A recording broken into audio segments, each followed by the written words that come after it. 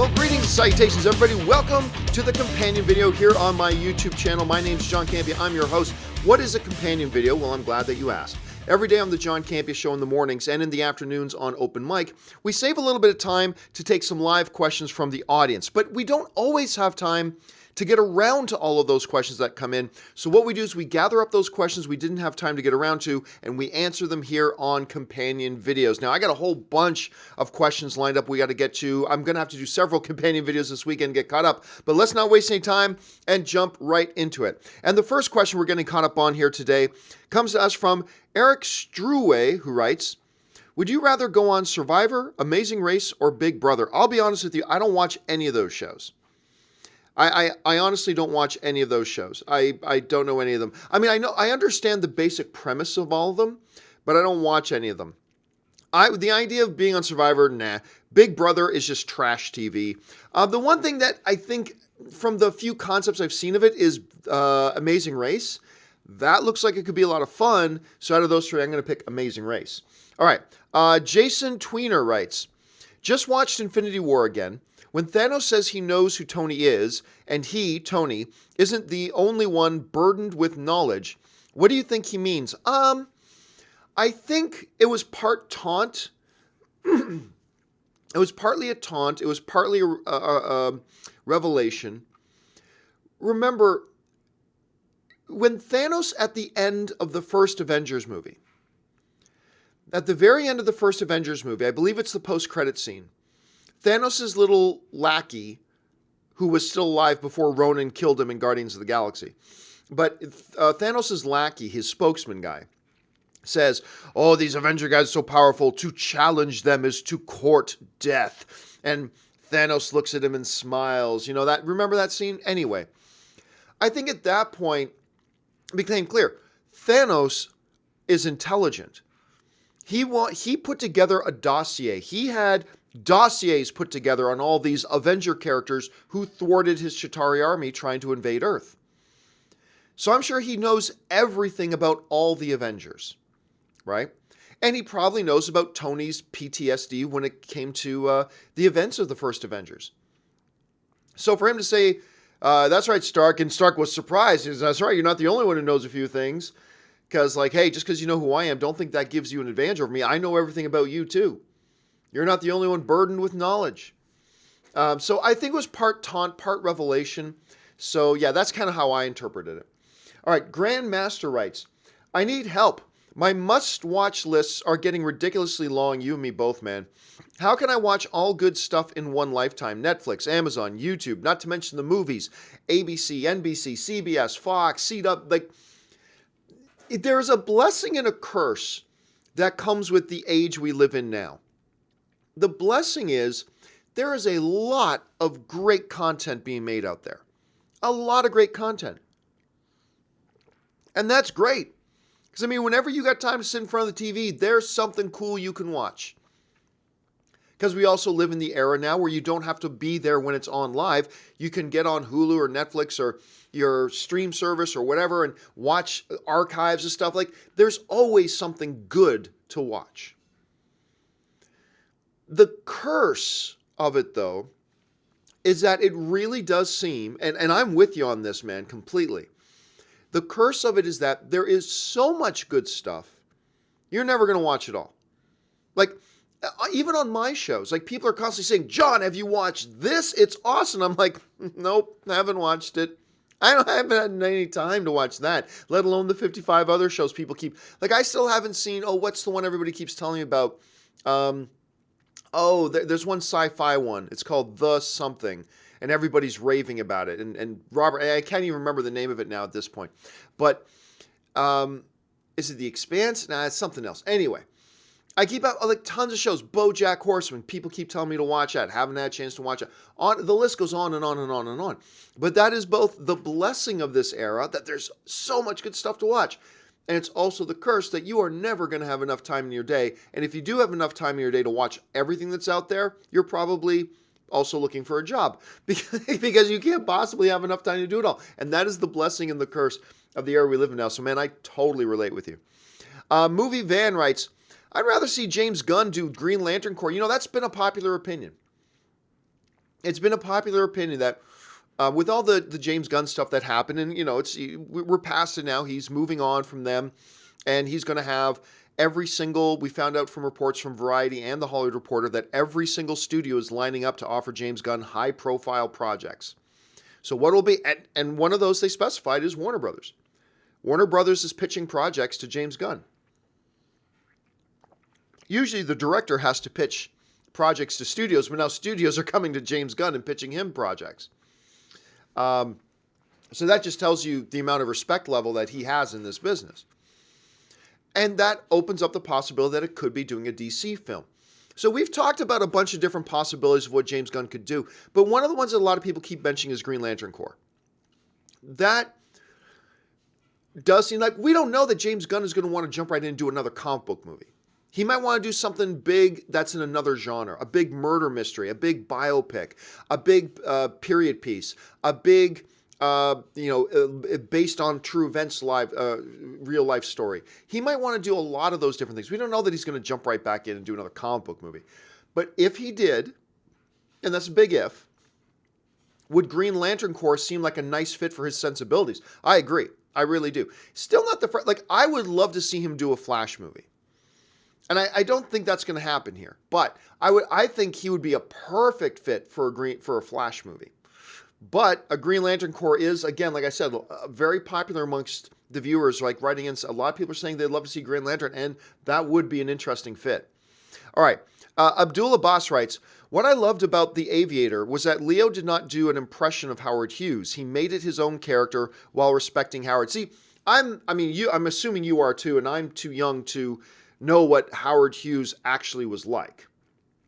So I simply don't know. I don't know enough about Howard Hughes. I know a bunch of facts about Howard Hughes, but I never saw the man, obviously. So for all I know, DiCaprio in The Aviator, which was a magnificent film, by the way, DiCaprio in The Aviator could have been doing a straight up impersonation of Howard Hughes, and I would never know. Let's go, though, for the sake of argument with what you're saying, that he didn't. He just made the character, his own in that. I respect that. Look, you want to bring certain key mannerisms, and that's always the challenge of doing any kind of a biopic, right? You do want to bring key mannerisms of the person you're representing without just flat out doing an impersonation. You know what I mean? So you want to bring it up to a point, but not cross a certain line. And we've seen, like, one of the greatest examples, not the greatest, but one of the greatest examples of that was Joaquin Phoenix doing Johnny Cash in Walk the Line. There are key Johnny Cash mannerisms he brought into it, but he never crossed that line into doing a straight up impersonation of Johnny Cash. You know what I'm saying? And it seems to me that's what Leo did in The Aviator. But again, I have to confess ignorance here because I never knew Howard Hughes. I have no idea what Howard Hughes was really like on screen or in person or anything like that. So I can't judge that. Vincent Gomez writes, have you seen Cargo with Martin Freeman? I feel that it falls into the small list of great Netflix original films. Have not, but I've been curious to see it. It again goes back to the old question. There's so much stuff to watch and just nowhere near enough time. So for those of you who don't know anything about this Martin Freeman film, Cargo, it's a very interesting looking little film. Okay, so take your standard zombie apocalypse movie, all right, from a little bit of a different angle. So there's a zombie apocalypse. Martin Freeman and his wife have a little baby.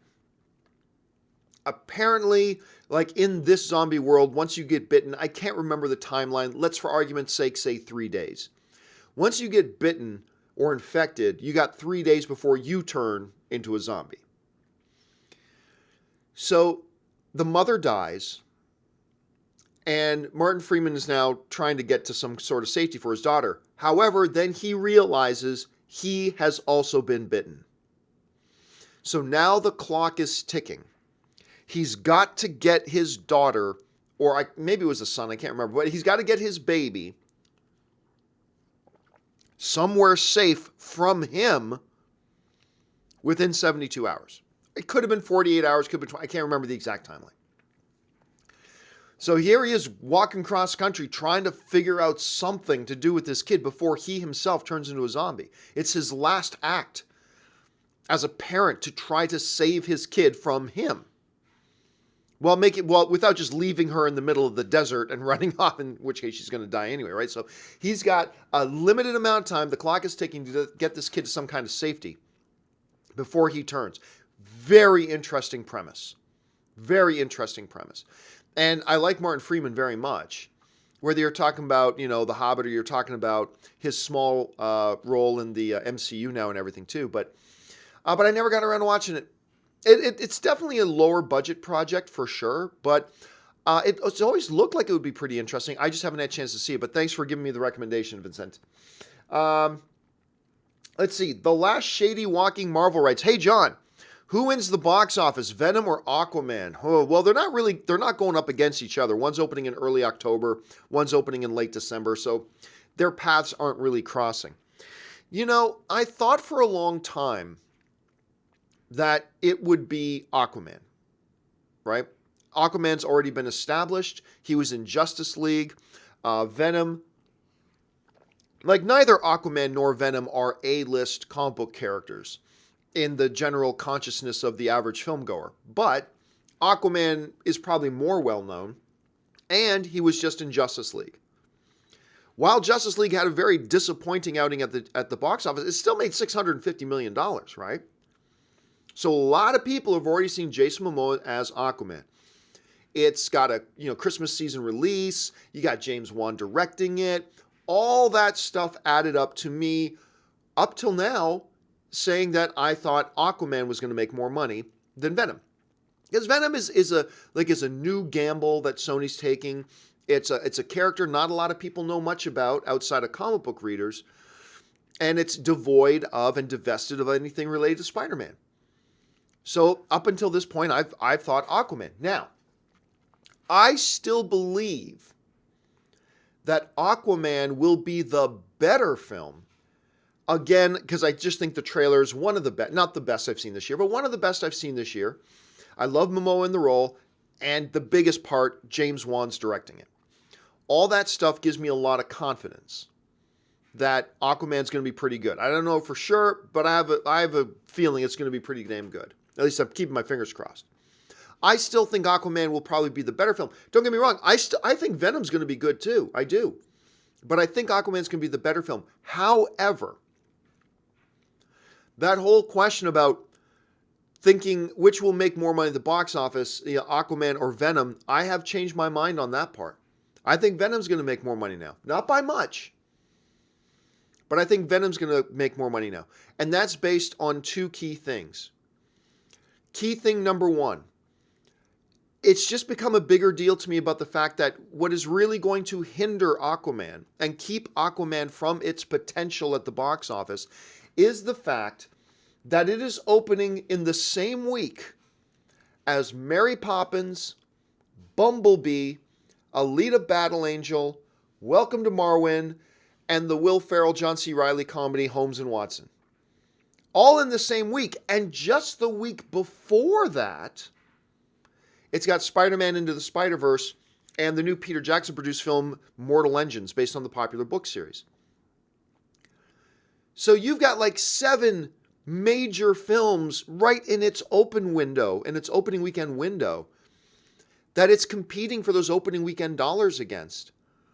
I got to tell you, this is why I've been saying for 8 months that I really think Aquaman should have changed release dates. Because even if Aquaman is the best movie out of all those films, even if it is, it's going to a lot of people are going to go see Mary Poppins, folks. Mary Poppins, y'all. A lot of people are going to go see Bumblebee. Which, by the way, with the director, it's not Michael Bay now. Now it's the director of Kubo and the Two Strings. That's got some potential. And the trailer for Bumblebee was great, too. I'll tell you what, that Alita Battle Angel, first trailer sucked. Second trailer was awesome. I was very pessimistic about Alita Battle Angel, but I'll tell you what, that second trailer was killer. You can always count on a certain segment of the box office for a Will Ferrell, John C. Reilly comedy. Then you got a little bit more being etched out by Welcome to Marwen with Steve Carell. Not huge dent, but it's still a little bit of money that could have gone to another film, but now it's going to go to Welcome to Marwen. All these things combined, I think are going to hurt Aquaman. Regardless of how good it is. Aquaman's still going to make money. It's still going to make money. But there's so many other wolves pulling at that box office carcass that you're only going to get so much money.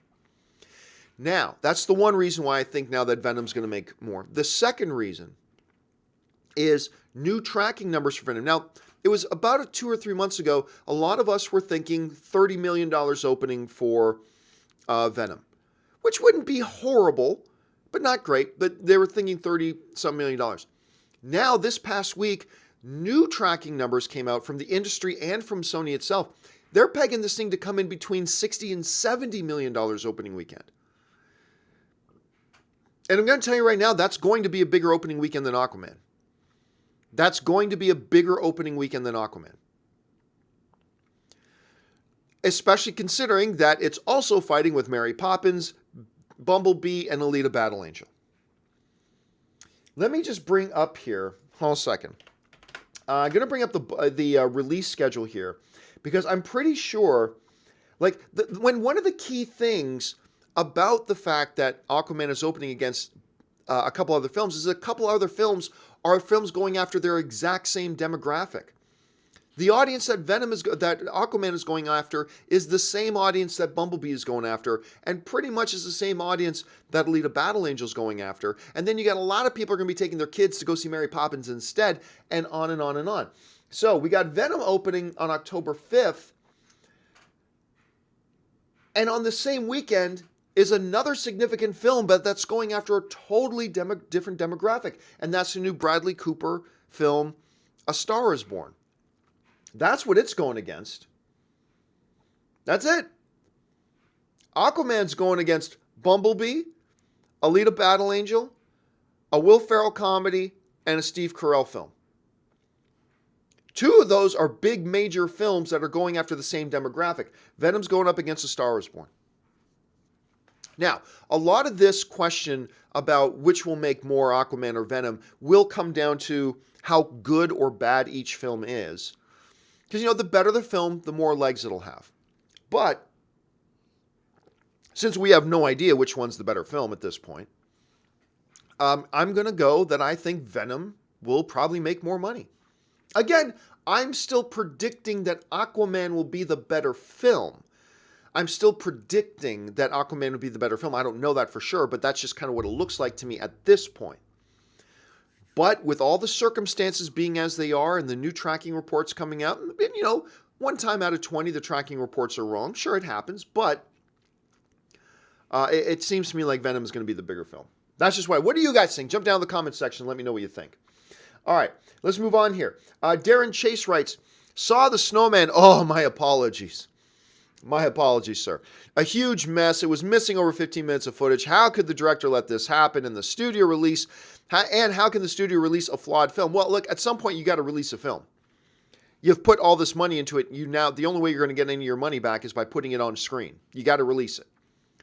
And at some point you got to acknowledge that this movie's so bad, we're not going to fix it. There's no fixing it without putting in a ridiculous amount of more money that we're never going to get back, right? So at some point, and this happens, man. It happens to every studio. At some point, you've got a bad film, and all you can really do at this point now is just release it and get as much money back as you can. And that's all you can do. Sometimes that's the case. And everybody thinks, it's just so easy to make a good movie. Oh, what couldn't you tell from the script? No, a lot of times, there are some terrible movies that come from good scripts. I have read certain scripts and went, wow, this works really well on the page. And it's not until you're well into production, and now you're in editing phases, and you're realizing this film is not coming together the way we thought it would. But you've only got so much money to put into the movie. At some point, you got a deadline. If you go beyond the deadline, you're just pouring more money into the movie that you're never going to get back. So at some point, and every studio's had to do this at some point. At some point, you just got to go, it's as good as we're going to make it. We got to put it out in theaters and try to get the money back. Try to get some of this money back. But man, The Snowman, calling it a huge mess is an understatement. That is one of the worst films I've seen in the last number of years. And yet another film on this great actor Michael Fassbender's resume that's just horrible. He has put out some dreadful movies, man, the last number of years. Michael Fassbender. I mean, between, Assassin's Creed, brutal.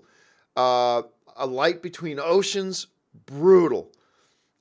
Snowman, probably the worst of the bunch was Snowman. Yeah, but you're right, man. The Snowman was just unforgivably bad. Unforgivably bad. Act Naturally Productions writes, while I would like for both to join, I think seeing Fantastic Four in the MCU is a much more reasonable and more likely possibility than X-Men. Well, the reality is we're probably going to see both. Look, while the deal between Fox and Marvel is still not done and won't be for almost another year now, while the government does all their process and everything, the reality is it is most likely going to be finalized at some point in the next year. And then once that happens, Bob Iger, while he didn't say, I 100% guarantee this, Bob Iger has kind of indicated that he is planning on bringing X-Men and Fantastic Four and all that stuff into the MCU. That seems to be Bob Iger's plan. Now, he could change his mind.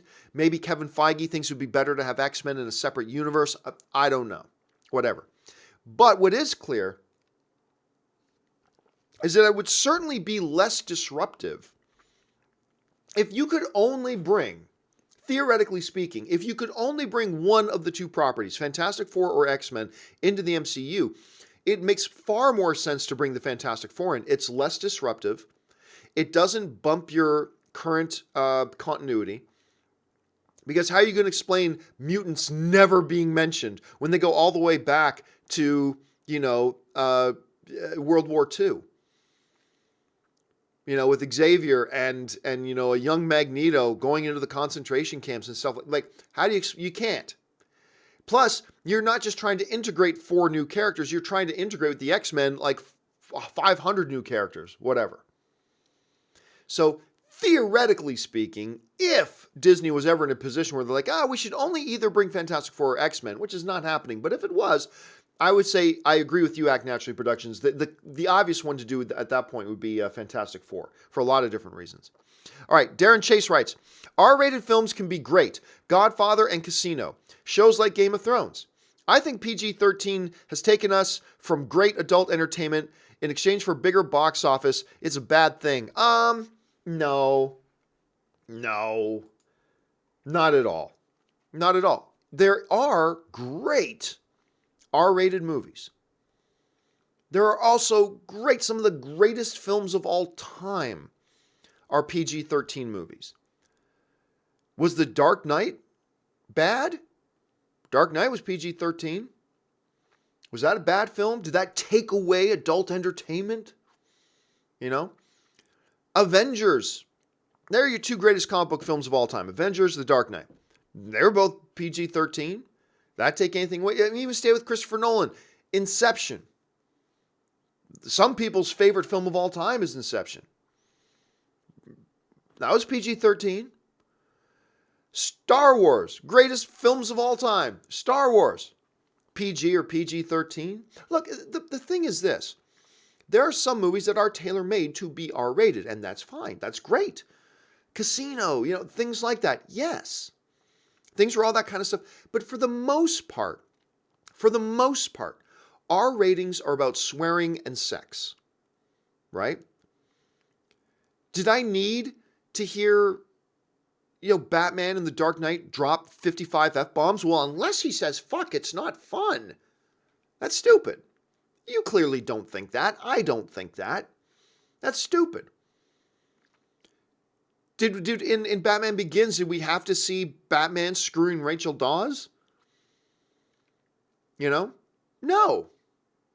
We didn't. We don't need to see that. It has nothing. That doesn't add anything to the movie. But I am still always flabbergasted by how many film fans says it's got to be R to be good. What are you talking about? It's got to be R to be good. Well, if they only dropped the F-bombs 10 more times, it would have been a good movie. That's stupid. There are some films where that is built into the DNA of those films, for sure. Deadpool, Casino. There are films that is just genetically built into it, and that makes sense. But a lot of the greatest films of all time, that would make no sense whatsoever. That would make no sense whatsoever. And, I've seen some R-rated films. You know what a great example of an R-rated film that didn't need to be R-rated at all is just opened this past week, and that's Predator. Did not need to be rated R. It didn't. You could have very easily gotten away with PG-13 in that movie. Easy. You could have gotten a PG-13 on that. It was so painfully obvious in that movie when they just threw in sexual jokes and dropped F-bombs just because, it'll sound cool if we drop an F-bomb here. No, it didn't. It just felt forced. That's a great example of a movie. They didn't even they try to force it to be rated R. There's a lot of great films, some of the greatest films of all time. Again, I got no problem with R-rated films. Some of the greatest movies of all time are R-rated films, but these are the films that built into the DNA of their stories really should be R-rated films. Most of them don't need to be. So I reject this notion that, if you make it R, it's better. No, it's not. No, it's not. Predator's a great example of that. It's just simply not. All right, let's move on here. Brad Timms writes, but John, worth the $2. Thanks a lot for that, Brad. LeBurn007 writes, curious to know your thoughts on the situation with the actor who used to play Red Skull. Didn't Marvel let him out of his contract? How is this different from the Drax wanting out? Okay, so what you're talking about, LeBurn, is the situation with the actor Hugo Weaving, who very quietly has been in some of the biggest films of all time, right? He's Agent Smith in The Matrix. He's Lord Elrond in the Lord of the Rings films. He was in the MCU as Red Skull. I mean, very quiet. And I love Hugo Weaving as an actor, man. I think he's amazing. Here's the situation. Hugo Weaving played Red Skull, did not enjoy his experience. I mean, he says he's glad he did it, but, I've heard some interviews talking about just the process of getting into his Red Skull, thing, which would took like 5 or 6 hours every day. It sounded brutal. And on top of that, so, he did sign a contract to be, I think he had signed a 3-film deal, I think. Marvel didn't have plans for 3 films, but they always make people sign multiple film deals, just in case. So he signed a 3-film deal. And what he later said was, he'd really rather not do another. He goes, look, I'm under contract. If they say I got to do another one, I'll do another one. But I really don't want to. I don't want to go back and do another one. That's all I said. He said he was glad he did it, all that kind of stuff. And fortunately, Marvel didn't have immediate plans to bring back Red Skull. Red Skull was never going to be a part of Winter Soldier. He wasn't to be a part in Avengers, anything like that. So it really wasn't an issue. And there was no drama between Hugo Weaving and Marvel and anything like that. So it was just, I don't want to play it. And so when Infinity War eventually came around years later, they were just like, let's get another actor and put the other actor in the makeup. And he looked just like Hugo Weaving looked in Captain America, the First Avenger. He looked just like it because he's, behind all the prosthetics and the makeup, right? So Marvel's like, it's not a big deal. He didn't want to do it. It's been years since we had it. Red Skull's now in this prosthetic for good. So we'll get another actor, make him look like Hugo Weaving did in First Avenger. No problem. All done. So how is that different? And I've had a few people asking me this. How's that different from the Dave Bautista situation, where Dave Bautista is saying he wants out, and that is causing a problem for Marvel? And people go, well, they let Hugo out, and isn't this the same situation? No, they're radically different scenarios, man. They are radically different scenarios. First of all, with the Red Skull character, there were no immediate firm plans to use Red Skull again in the foreseeable future when that all went down. That is a completely different set of circumstances from the circumstance they find themselves in now with Dave Bautista, because they have Drax coming out in Avengers 4, and they do have firm plans for Guardians of the Galaxy 3 that have been now kind of thrown into a loop because of the director situation and all that kind of stuff. Totally different situation. Whereas with Hugo Weaving at the time, who cares? There's no real plans to do it anyway, so blah, blah, blah. So that's one major difference.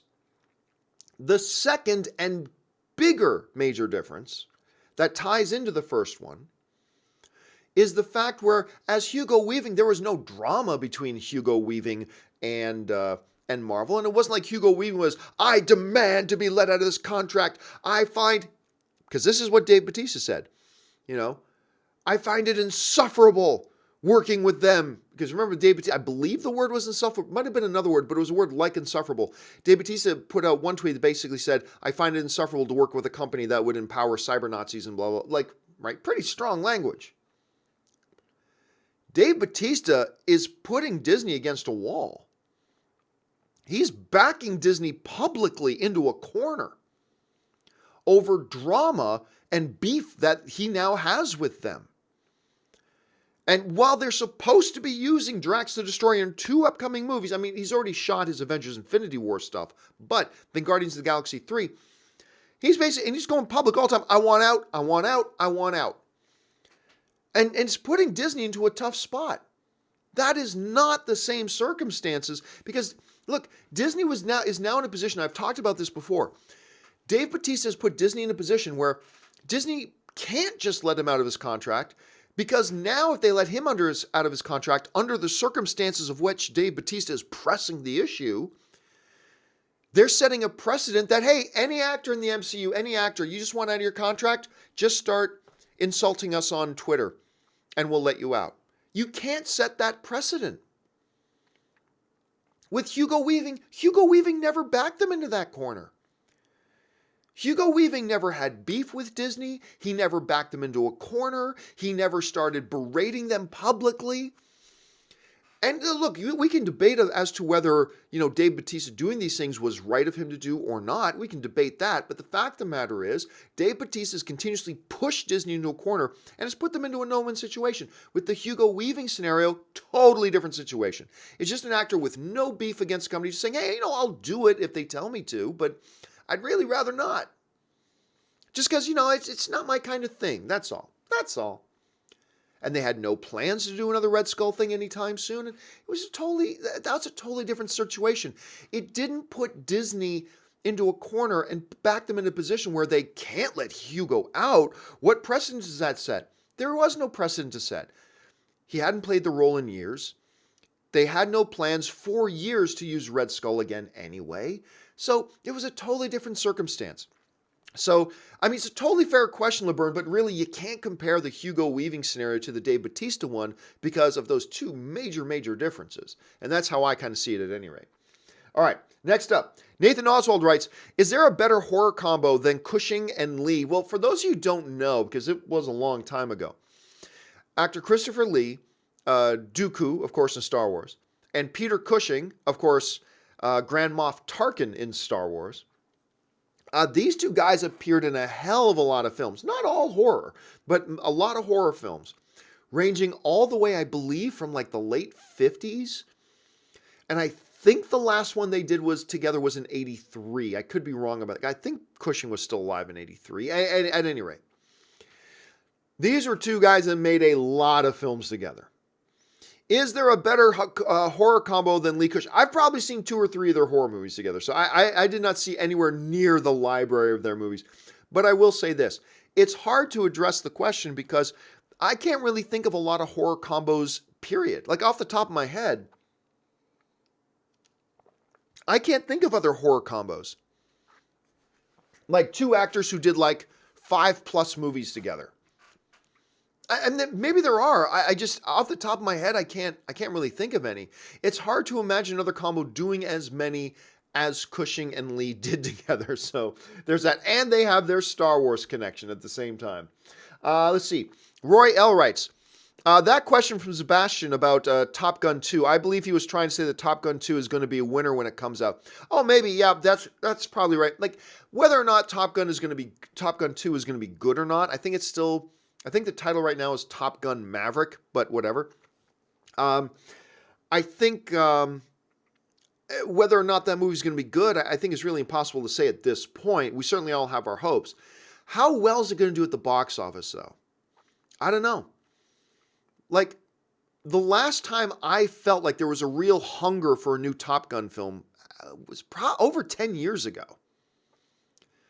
Like, back when Tony Scott was still alive. Ridley Scott's brother, the guy who's going to direct Top Gun 2. They were trying to get it done, never happened, blah, blah, blah. But honestly, I haven't felt any sort of a hunger from movie-going audiences for a new Top Gun. It's got to be at least 10 years. That doesn't mean the movie won't be a hit. I'm just saying it makes me wonder. It makes me wonder. So I'm just curious whether or not it can actually be a winner when it comes out. John Hine writes, Mile 22 ended up at 22% on Rotten Tomatoes. I saw that the other day. By the way, Mile 22, terrible movie, which is really one of my biggest disappointments of the year because Peter Berg, the director, Mark Wahlberg, the star, they have put out 3 films in a row before Mile 22. 3 films in a row that are not just good films, they're great films. Lone Survivor, Deepwater Horizon, and I believe Patriots Day. All 3 of them, fabulous. Great movies. And so when I saw that Peter Berg and Mark Wahlberg had another film coming out together, and it's got one of the guys from The Raid, and it's going to be heavy action and all that kind of stuff, my heart got pumping. Oh my goodness. That just goes to show you, even great pairings like Berg and Wahlberg together, they're going to have bad days at the office. And this, Mile 22. But yes, it is rather poetically appropriate that Mile 22 ends up with 22% on Rotten Tomatoes. Michael Lalton writes, opinion on leaks. Example, the Ascended Agent. I'm not a fan of leaks. I don't like leaks. I try to avoid looking at leaks. Like a lot of times I'll see so-and-so leaked footage. I won't watch it for the most part, unless everybody starts talking about it and then I know it has to be addressed on the show. Then maybe, but I don't like leaks. I don't like the fact that people do it. Why are you trying to ruin the film? I'm not a fan of leaks. Now, I'm as a weak-minded fool as everybody else is. Like, if there's a new Star Wars movie and I find out they just leaked 30 seconds of footage from the movie, look, I'm not going to be able I'm not going to be able to control myself. I'll watch it. And I'll hate myself for watching it, but I'll watch it. But no, I don't appreciate that people get this stuff and then leak it out online. I think it hurts the movies. I think it overall hurts the fan experience. So like, just take it when the studio is ready to release it. But anyway, that's kind of my opinion on it. Look, there are exceptions for sure. But if you're just going to ask me off the top of my head, I mean, that's kind of my response to it. Let's see. This one comes to us from Zach Carper, who writes, watch Dead Poets Society, my new favorite Robin Williams film. And, first of all, that's a lot of people's favorite Robin Williams film. I find the two, because these are the two that Robin Williams was really the lead of. The two that people usually revolve around to when talking about your favorite Robin Williams film, it often will come down to Dead Poets Society or Good Morning Vietnam. Oh, Good Morning Vietnam. I believe it's a young Forrest Whitaker that's in that with him. And there's some people that really, really like The Fisher King too. And The Fisher King's great. Dead Poets Society is, well, first of all, here's this. Robin Williams got his Academy Award in his last film that he got nominated for, and that was for Good Will Hunting. Now, it was for a Best Supporting Actor award, but still, he finally won his Academy Award. But I'm telling you what, he could have had 3 Oscars on his mantle. So he had the one from Good Will Hunting. Then he had the nomination for Good Morning Vietnam, right? Good Morning Vietnam. A lot of people, when people saw this, say, this guy's going to win an Academy Award for this. But this is why it's so hard to win an Oscar. That year, he ran into a little guy named Michael Douglas from Wall Street. One of the maybe 10 to 15 best performances ever. And so Michael Douglas in Wall Street, greed is good. Greed works. I mean, Michael Douglas in Wall Street, what are you going to do? Robin Williams wasn't going to win against that. So in 88, I believe, there was that. Then, in 1990, he got nominated for Dead Poets Society. Oh, Captain, my Captain, right? Unfortunately, he ran into a little guy by the name of Daniel Day-Lewis that year, who I believe that's the year Daniel Day-Lewis got for My Left Foot. So it's kind of like the scenario where, much like in the scenario for Good Morning Vietnam, where he wasn't going to win against Michael Douglas playing Gordon Gekko in Wall Street. He just wasn't going to win that. And then Dead Poets Society, I'm telling you what, He was up against some big names. He was up against Morgan Freeman for Driving Miss Daisy. He was up against Kenneth Branagh for Henry V. He was up against Tom Cruise for Born on the 4th of July. But if it wasn't for the fact that there was this little guy named Daniel Day-Lewis, Robin Williams would have had another Oscar on his thing. So, had it not been for Michael Douglas, he would have had one. Had it not been for Daniel Day-Lewis when he did the film we're talking about here, Dead Poets Society, he would have had number 2. Now, I do not think there was ever a real chance for him to win for The Fisher King. That to me wasn't his best. And listen, these are the guys he was nominated against. He was up against Robert De Niro for Cape Fear, Nick Nolte for The Prince of Tides. A lot of people thought maybe Nolte should have won for Prince of Tides. Warren Beatty for Bugsy. And he ran into a little guy named Anthony Hopkins for some little film that Anthony Hopkins did called Silence of the Lambs. Those are the names that Robin Williams had to go up against when he was nominated for Best Director or for Best Actor. First time, Good Morning Vietnam, ran into Michael Douglas for Wall Street. Well, what are you going to do? Second time for Dead Poets Society, ran into this little guy named Daniel Day-Lewis, only the greatest actor of all time. What are you going to do? Then even for The Fisher King, which wasn't his best one, but oh yeah, by the way, same year, Anthony Hopkins for Silence of the Lambs. What are you going to do? So then finally, after 3 at-bats and striking out, he got nominated again, this time for Best Supporting Actor for Good Will Hunting with Ben Affleck and Matt Damon, and he won for Best Supporting Actor. Well deserved. I'm really glad that Robin got to finish off his career with an Academy Award. But I'm telling you, man, let's take Fisher King out of it. If we're not for Daniel Day-Lewis and not for Michael Douglas in his career-defining role as Gordon Gekko in Wall Street, Robin Williams would have had 3 Oscars on his shelf. 3. And I think we would be talking more about Dead Poets Society, because then he would have been, his Academy Award-winning performance. But I'm telling you, Dead Poets Society is so good. So is Good Morning Vietnam. Guys, if you have not watched those 2 Robin Williams films, Good Morning Vietnam, Dead Poets Society, you are robbing yourself. Check those films out. They are absolutely incredible. Okay, Lee Mallinson writes, chances of Royce being mentioned in The Predator. Well, we saw the film now, and it's no spoiler to tell you something that's not in the movie. That's not in the movie, so there's that. Nathan Oswald writes, best dramatic actor turned comedic. Nielsen or Vaughn? Nielsen.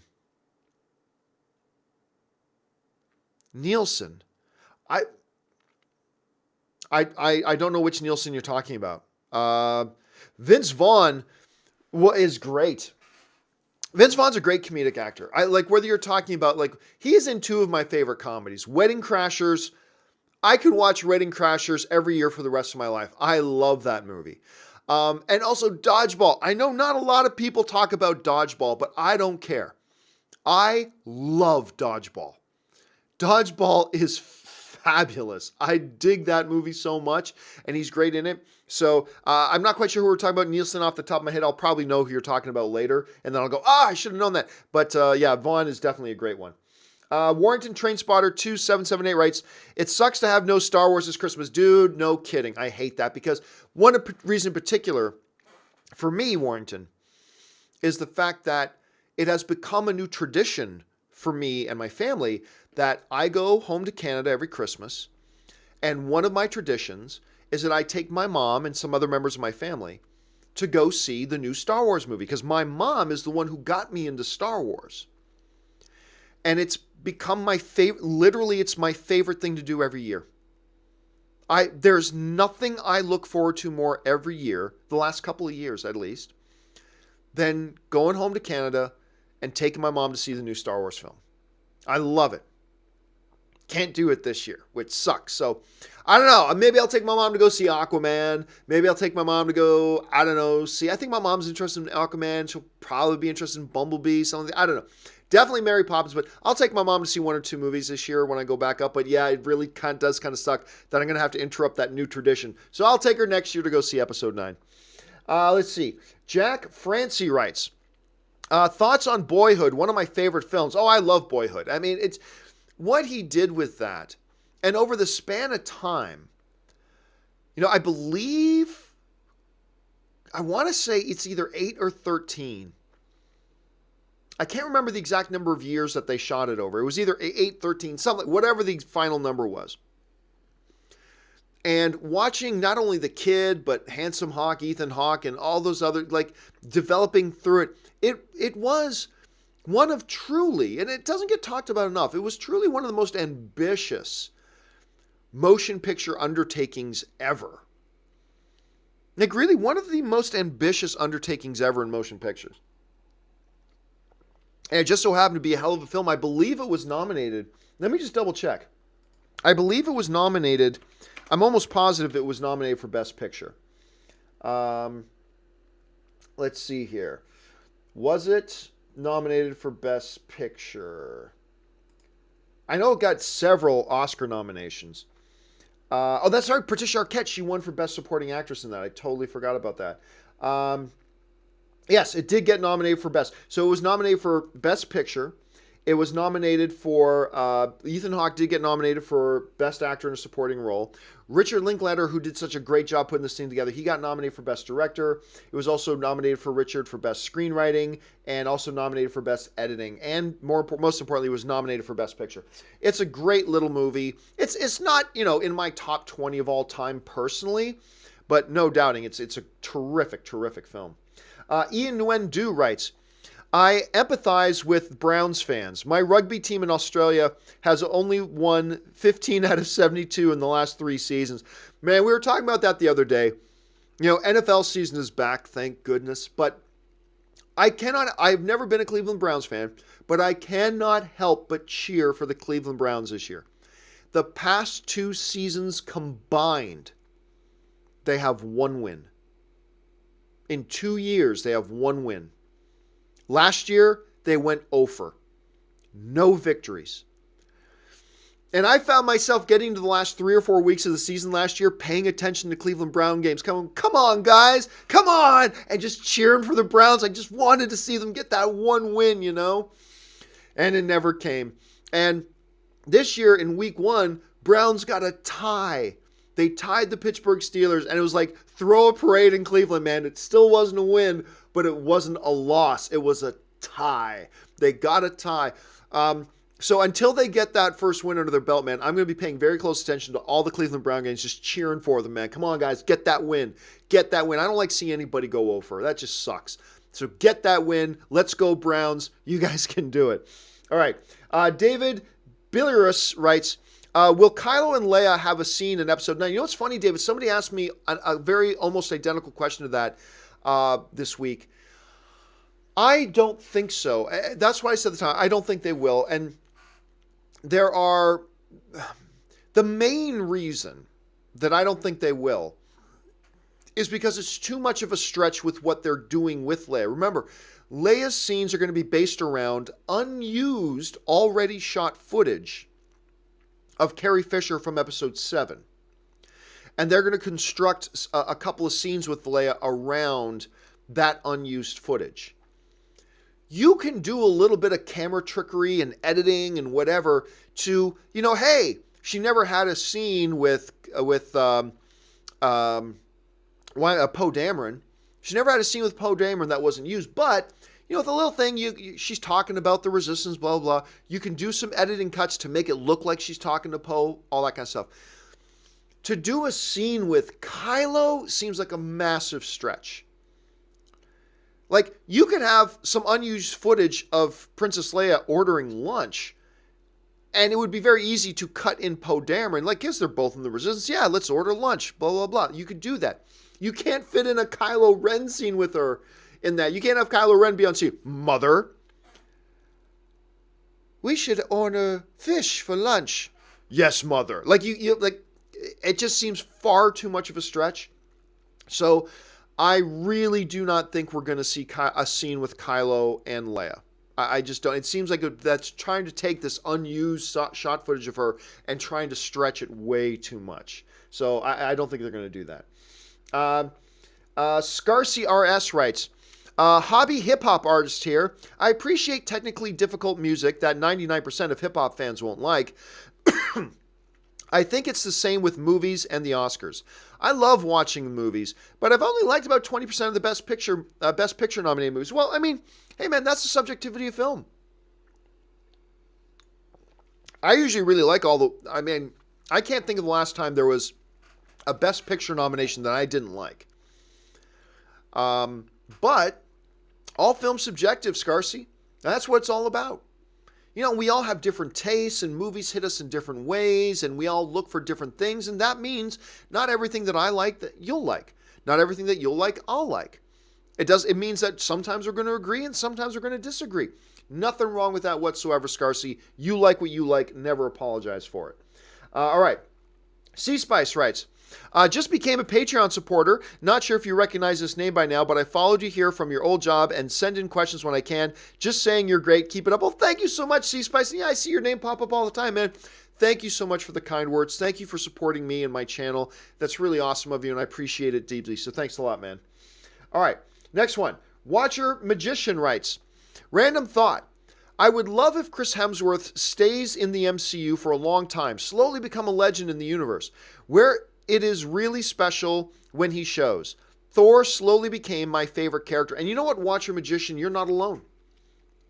I think there are a lot of people out there, film fans, that weren't always the biggest Thor fans, didn't always love Thor, because while I think besides Man of Steel, Thor is the most underrated comic book movie of all time. Man of Steel is the most underrated comic book movie of all time. But after that, I think the first Thor, directed by the great Kenneth Branagh, I believe that is the second most underrated comic book film of all time. But not everybody appreciated it. And then Thor: The Dark World was a step down. So you had this world where, I mean, it was great in Avengers and all that kind of stuff. But so you had this world where, you know, Thor was great. But a lot of people started to get on board the Thor train when Thor Ragnarok came out. And then, I mean, like the Russo brothers say, you can make a strong argument that Avengers Infinity War is Thor's movie. The way the Russo brothers describe it in the director's comment, this isn't coming from me, this is coming from the Russo brothers. In their commentary, they said this, blew my mind. They said, okay, in that last scene when Thor throws Stormbreaker at Thanos and it hits him in the chest, right?